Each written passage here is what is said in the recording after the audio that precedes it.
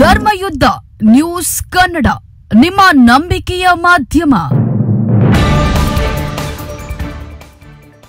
ಮೂಡಾ ಬದಲಿ ನಿವೇಶನ ಹಂಚಿಕೆ ಹಗರಣಕ್ಕೆ ಸಂಬಂಧಿಸಿದಂತೆ ಮುಖ್ಯಮಂತ್ರಿ ಸಿದ್ದರಾಮಯ್ಯ ಅವರ ಪತ್ನಿ ಪಾರ್ವತಿ ಮತ್ತು ಕಾಂಗ್ರೆಸ್ ನಾಯಕ ಎಂ ಲಕ್ಷ್ಮಣ್ ಅವರ ವಿರುದ್ಧ ದೂರು ನೀಡಿ 6 ದಿನ ಕಳೆದರೂ ಇನ್ನೂ ಕ್ರಮ ಯಾಕೆ ಕೈಗೊಂಡಿಲ್ಲ ಅಂತ ಪ್ರಶ್ನಿಸಿ ಆರ್ಟಿಐ ಕಾರ್ಯಕರ್ತ ಸ್ನೇಹಮಯಿ ಕೃಷ್ಣ ಮೈಸೂರು ಪೊಲೀಸ್ ಆಯುಕ್ತರಿಗೆ ಪತ್ರವನ್ನು ಬರೆದಿದ್ದಾರೆ.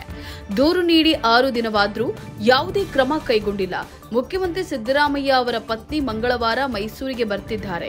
ಈ ವೇಳೆ ಸಿದ್ದರಾಮಯ್ಯ ಅವರ ಪತ್ನಿಯನ್ನ ವಿಚಾರಣೆಗೆ ಒಳಪಡಿಸಿ ಆರ್ಟಿಐ ಕಾರ್ಯಕರ್ತ ಸ್ನೇಹಮಯಿ ಕೃಷ್ಣ ಪತ್ರದ ಮೂಲಕ ಮನವಿಯನ್ನ ಮಾಡಿದ್ದಾರೆ. ಪ್ರತಿ ಕ್ಷಣದ ಸುದ್ದಿಗಾಗಿ ನಮ್ಮ ಯೂಟ್ಯೂಬ್ ಚಾನೆಲ್ ಸಬ್ಸ್ಕ್ರೈಬ್ ಮತ್ತು ಶೇರ್ ಮಾಡಿ. ಧರ್ಮಯುದ್ಧ ನ್ಯೂಸ್ ಕನ್ನಡ, ನಿಮ್ಮ ನಂಬಿಕೆಯ ಮಾಧ್ಯಮ.